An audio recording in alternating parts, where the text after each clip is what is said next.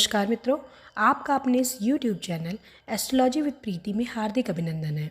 आइए आज हम बात करते हैं ग्रहों के राजा सूर्यदेव का अपनी नीच राशि तुला से मंगल देव की रहस्यमयी राशि वृश्चिक में प्रवेश के विषय में। मित्रों, ग्रहों के राजा सूर्यदेव आने वाले 16 नवंबर 2022 को मंगल देव की राशि वृश्चिक राशि में रात्रि 7:15 पर प्रवेश करेंगे। यहाँ पर ये सूर्यदेव जो हैं वो 3 नक्षत्रों को पार करेंगे, विशाखा, अनुराधा और ज्येष्ठा। गोचरीय स्थिति में अगर हम देखते हैं तो वृश्चिक राशि में त्रिग्रही योग का निर्माण होगा। सूर्य, बुध, शुक्र ये तीनों साथ में होंगे और मंगल और गुरु इन दोनों ग्रहों की दृष्टि से दृष्ट होंगे।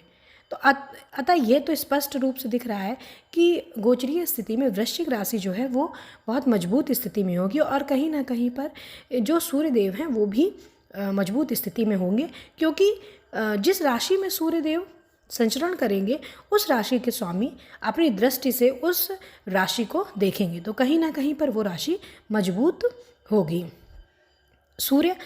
मित्रों, सूर्य जो हैं वो मान सम्मान प्रतिष्ठा के कारक होते हैं। कुंडली में पिता के कारक होते हैं, हृदय के कारक होते हैं, हड्डी के कारक होते हैं, उच्च अधिकारी के कारक होते हैं और साथ ही सरकारी नौकरी के कारक होते हैं। मित्रों, कहीं ना कहीं पर अगर सूर्य आपकी कुंडली में अच्छी स्थिति में है तो आपको मान सम्मान प्रतिष्ठा पाने में किसी भी तरीके का कोई भी संघर्ष नहीं करना पड़ेगा। इसके विपरीत अगर सूर्यदेव आपकी कुंडली में नीच के या सूर्य, राहु और केतु से युत हैं या दृष्ट हैं और शनि से युत या दृष्ट हैं, तो कहीं ना कहीं पर सूर्य अपनी नीच राशि में, तो कहीं ना कहीं सूर्य अपना प्रभाव देने में असमर्थ होंगे और व्यक्ति को मान सम्मान प्रतिष्ठा पाने में किसी भी कार्य को करने में परेशानी होगी और साथ ही साथ पिता का सहयोग भी नहीं मिलेगा। तो मित्रों, चलिए देर ना करते हुए आइए हम देखते हैं कि जब ग्रहों के राजा मंगल देव की राशि वृश्चिक राशि में प्रवेश करते हैं तो भचक्र की 12 राशियों में मेष से लेकर मीन राशि में ये क्या प्रभाव डालते हैं। तो मित्रों, सूर्यदेव के गोचर के विषय में आइए चर्चा जारी रखते हैं। तो पहली राशि है मेष राशि। मित्रों, यहाँ पर हम देखते हैं कि सूर्य जो संतान के पंचमेश होकर अष्टम भाव में संचरण करेंगे, तो कहीं ना कहीं संतान को कष्ट यहाँ पर दिख रहा है। खान पान में आपको नियंत्रण रखने की आवश्यकता है और किसी भी कार्य को करने में अपनी कानूनी रूप से मजबूती कार्य करें, अर्थात कहीं ना कहीं गैर कानूनी कार्य से बचें। आध्यात्मिक क्षेत्र में उन्नति का योग यहाँ पर बन रहा है और साथ ही साथ यहाँ पर आपके किसी भी कार्य को करने में अपनी आत्मा को शुद्ध रख के हर काम को शुद्धता से करें। गैर कानूनी काम से बचें, अपनी वाणी पर नियंत्रण रखें, खान पान में कंट्रोल रखें, क्योंकि कहीं ना कहीं पर आँख से संबंधित और परेशानी होने की संभावना और हड्डी में परेशानी होने की संभावना यहाँ पर दिख रही है। संतान से संबंध अच्छा रखें, क्योंकि संतान को भी यहाँ पर कष्ट दिख रहा है। तो मित्रों, उपाय आपके लिए है कि सूर्यदेव को आपको अर्घ्य देना है और साथ ही आदित्य हृदय शोध का पाठ करना है। राशियों के क्रम में दूसरी राशि है वृष राशि। यहाँ पर सूर्यदेव कहीं ना कहीं पर सप्तम भाव में गोचर करेंगे, तो यहाँ पर जीवन साथी के स्वास्थ्य के प्रति थोड़ी सी सावधानी रखने की ज़रूरत है। क्रोध में बढ़ोतरी होगी और कहीं ना कहीं जो आपका स्वाभिमान है वो लोगों को अभिमान के रूप में दिखेगा, अर्थात अपने स्वभाव में बहुत ही कोमलता लाइए और अहंकार कहीं से भी अपने स्वभाव में मत लाइए, क्योंकि ये अहंकार जीवन साथी के साथ आपके संबंधों को भी खराब कर सकता है। आपके बिजनेस में भी अगर आप व्यवसाय करते हैं तो आप अपने जो आपके साथ के साथी हैं उनसे अपनी चीज़ों को एकदम स्पष्ट रखें, क्योंकि कहीं अगर छुपी हुई कोई भी बात है तो वो विवाद का कारण बन सकती है। स्वास्थ्य के प्रति बहुत सचेत रहें। हृदय से संबंधित समस्या, हड्डी से संबंधित समस्या और जीवन साथी के स्वास्थ्य के प्रति सचेत रहें। आपके लिए उपाय है कि आप सूर्यदेव को अर्घ्य दीजिए और रविवार के दिन गेहूं का दान करें। राशियों के क्रम में तीसरी राशि है मिथुन राशि। मिथुन राशि में रोग का स्पष्ट दिख रहा है कि कहीं ना कहीं रोग की गिरफ्त में आप रहेंगे। हाँ, यहाँ पर ये चीज़ है कि षष्ठम भाव में सूर्यदेव का गोचर है, तो कहीं ना कहीं ये चीज़ है कि अगर आप कंपटीशन में, प्रतियोगी परीक्षा में कोई भी छात्र अगर तैयारी कर रहा है तो वहाँ पर सफलता मिलने के यहाँ पर दिख रहा है। हाँ, मेहनत में अत्यधिक बढ़ोतरी करिए। हाँ, यहाँ पर ये चीज़ है कि आपको मेहनत करने का मन नहीं करेगा, तो यहाँ पर आप अपने व्यवहार को बदलिए और मेहनत अवश्य करते रहिए। मेहनत से ही सफरी सफलता होगी। और शत्रु आपके सक्रिय रहेंगे, ये बात ज़रूर है कि शत्रु सक्रिय होंगे, पर आपके ऊपर इसका कोई प्रभाव नहीं पड़ेगा और कहीं ना कहीं आप उनसे एक हाथ आगे ही दिखेंगे। तो मित्रों, मिथुन राशि के लिए और अपने स्वास्थ्य का ध्यान रखें, खान पान में नियंत्रण बहुत आवश्यक है और गैर कानूनी कार्य से बचें, कोर्ट कचहरी से बचें। आपके लिए उपाय है सूर्यदेव को अर्घ्य दीजिए और ओम गृणी सूर्याय नमः का 108 बार जाप करिए। राशियों के क्रम में चौथी राशि है कर्क राशि। यहाँ पर संतान को लाभ दिख रहा है, तो ये पंचम भाव में इनका गोचर हो रहा है। हाँ, यहाँ पर पेट में जलन की समस्या सूर्यदेव जरूर देते हैं। गर्भवती महिलाओं को यहाँ सावधान होने के लिए कहा जाता है, राय दी जा रही है कि आप कहीं ना कहीं सावधान रहें।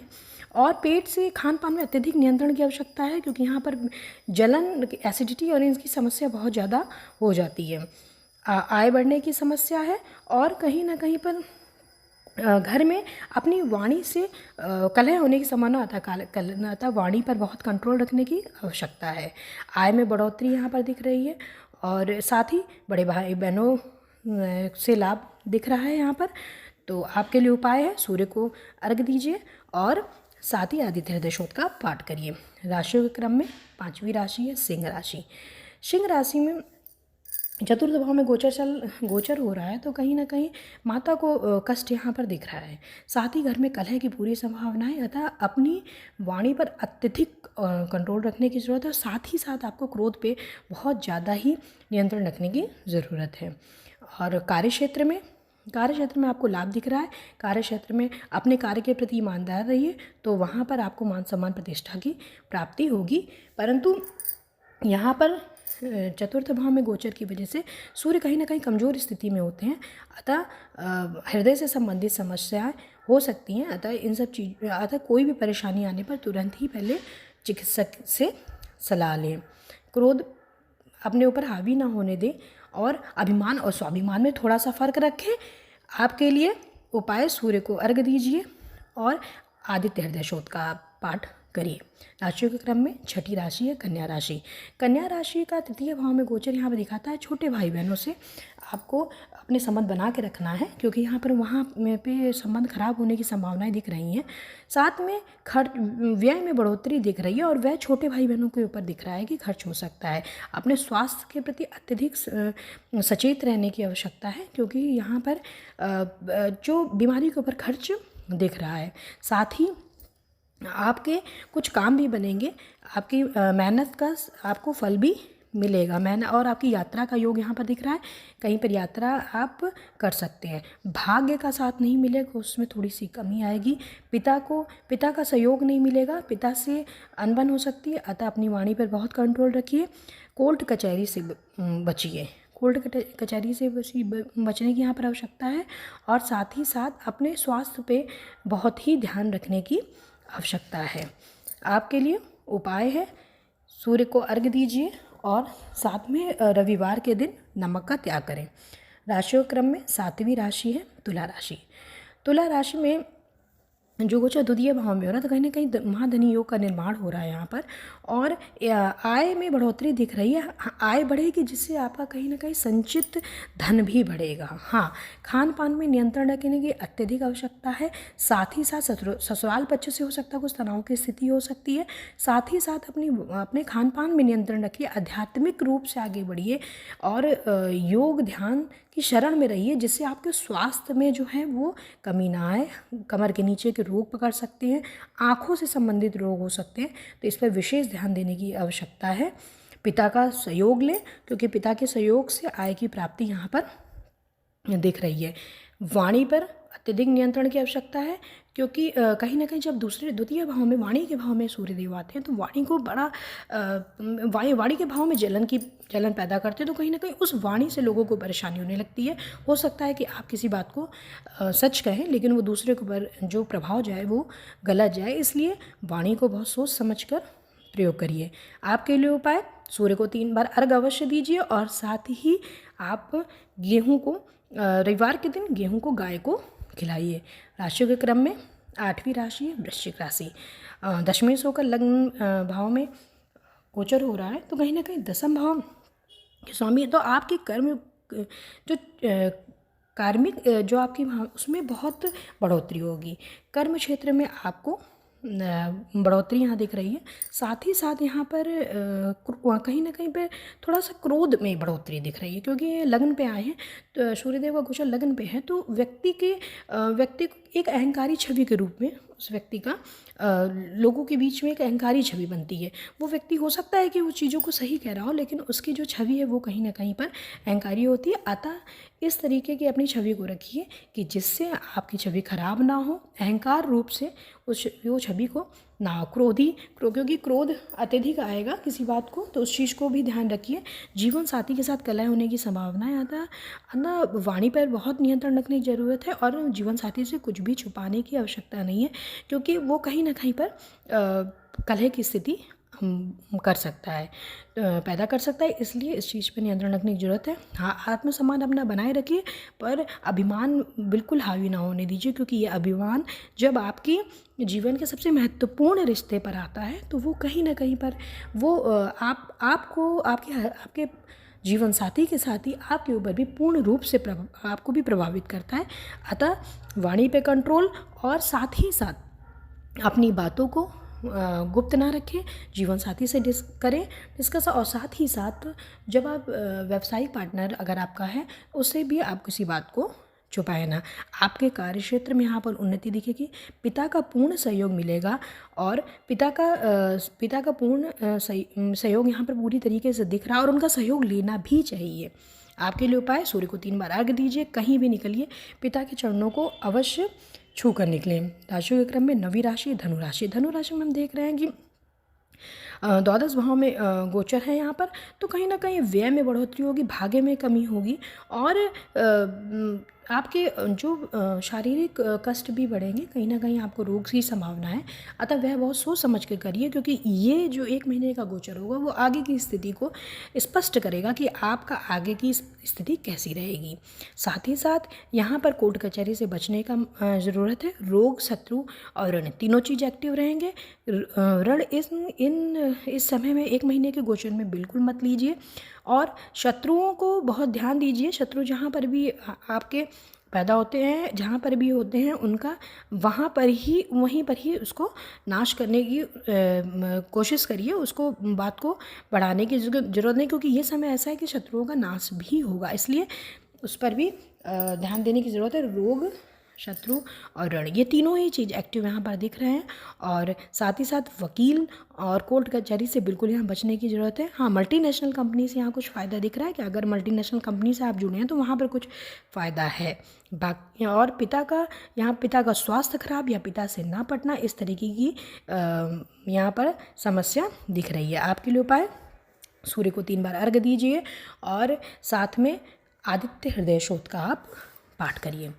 राशियों के क्रम में 10वीं राशि मकर राशि।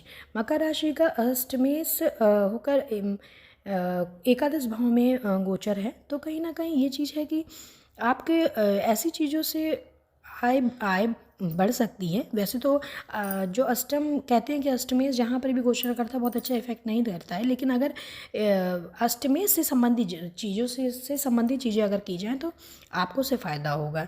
जैसे गुप्त विद्या से संबंधित अगर आप काम करते हैं तो वहाँ पर आपको आय यहाँ दिख रही है।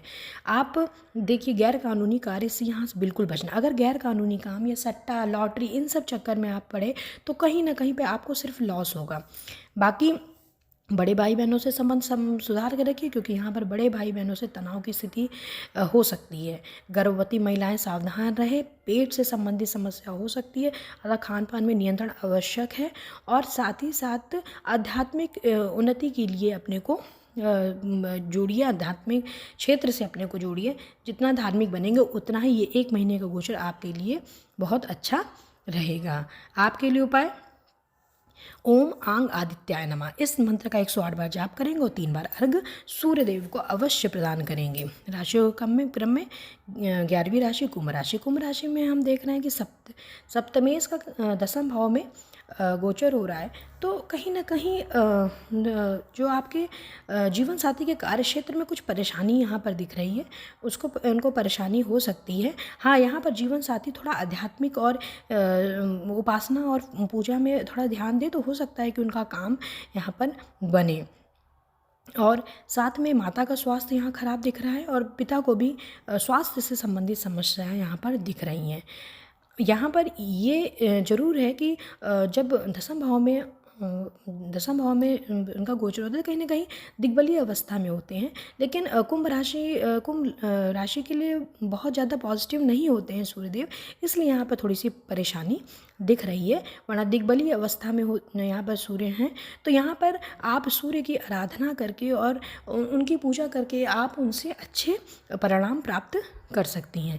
लेकिन माता का स्वास्थ्य अत्यधिक खराब हो सकता है, हृदय से संबंधित समस्या हो सकती हैं, अतः उनका ध्यान देना बहुत ज़रूरी है। और साथ ही पिता से संबंध बना के रखें, क्योंकि यहाँ जब 10वें भाव में गोचर होता है तो कहीं ना कहीं पिता का आशीर्वाद बहुत महत्वपूर्ण होता है उस व्यक्ति के लिए। आपके लिए उपाय है कि सूर्य को 3 बार अर्घ दीजिए और रविवार के दिन नमक का त्याग कर दीजिए। राशियों के क्रम में 12वीं राशि है मीन राशि। मीन राशि में 9वें भाव में यहाँ पर 9वें भाव में गोचर हो रहा है, तो कहीं ना कहीं सस्टेस है यहाँ पर। तो 9वें भाव में गोचर है तो यहाँ पर, लेकिन यहाँ पर ये हो सकता है कि आपके जो सरकारी नौकरी के लिए प्रयासरत हैं, तो यहाँ पर आपको सरकारी नौकरी की प्राप्ति हो सकती है। पिता का स्वास्थ्य यहाँ पर खराब रहेगा और साथ ही साथ आपको यात्रा का योग है, जिस यात्रा से कोई फ़ायदा ना होना है, इस तरीके की यात्रा का योग है। और साथ ही साथ आपके छोटे भाई बहनों से यहाँ पर संबंध खराब दिख रहे हैं, अतः उन संबंधों को बहुत बना के रखने की आवश्यकता है। रोग ऋण शत्रु आपके एक्टिव हो सकते हैं, सक्रिय हो सकते हैं, उनका सक्रिय हो सकते हैं, साथ ही साथ उनका दमन भी हो जाएगा। अतः बहुत ज़्यादा परेशान होने की आवश्यकता नहीं है। और अगर आप यहाँ पर देखें तो कहीं ना कहीं पर धार्मिक यात्रा का भी योग यहाँ पर बन रहा है। आप धार्मिक यात्रा के लिए कहीं जा सकते हैं, कहीं पर भी आपको गुरु का सहयोग मिल सकता है। आध्यात्मिक क्षेत्र से आप अगर जुड़े हैं तो आपके लिए ये गोचर अच्छा सिद्ध होगा। और आपके लिए उपाय है, सूर्य को 3 बार अर्घ दीजिए और ओम ऋणी सूर्याय नमः का 3 बार जाप करिए। तो मित्रों, ये था सूर्य देव का वृश्चिक राशि में गोचर के विषय में चर्चा। मित्रों, हम पहले भी जैसे कि बता चुके हैं कि सूर्यदेव अगर आपकी राशि में अच्छी अवस्था में है तो कहीं ना कहीं आपको मान सम्मान पाने में कोई भी ज़्यादा प्रयास करने की आवश्यकता नहीं होती। और क्योंकि मुझे ऐसा लगता है कि सूर्य का गोचर बहुत ही महत्वपूर्ण होता है, क्योंकि 1 महीने का गोचर है। अतः जिन चीज़ों को कहीं ना कहीं, जिन राशियों के लिए ये गोचर बहुत अच्छा नहीं है, उनको 1 महीने किसी भी महत्वपूर्ण कार्य को करने में कहीं ना कहीं रुक जाना चाहिए 1 महीने के लिए। कुछ चीज़ों का हर राशि को ध्यान रखना चाहिए, जैसे कि पिता का सम्मान करें, सूर्य को अर्घ 3 बार अवश्य दें, उसको एक अपनी नियमित दिनचर्या में शामिल कर लें। अगर आप नियमित सूर्य को अर्घ देते हैं तो किसी भी प्रकार की अगर खराब भी स्थिति आती है, गोचरीय स्थिति अगर खराब भी होती है, तो वो भी 1 महीने की स्थिति बहुत आराम से निकल जाती है। तो मित्रों, ये था एक छोटी सी चर्चा कि सूर्यदेव जब हमारी वृश्चिक राशि में प्रवेश करेंगे तो वो क्या परिणाम देंगे मेष से लेकर मीन राशि में तक। तो मित्रों, आज के लिए बस इतना। अगले एपिसोड में आएंगे फिर से कुछ नया लेकर। तब तक के लिए नमस्कार।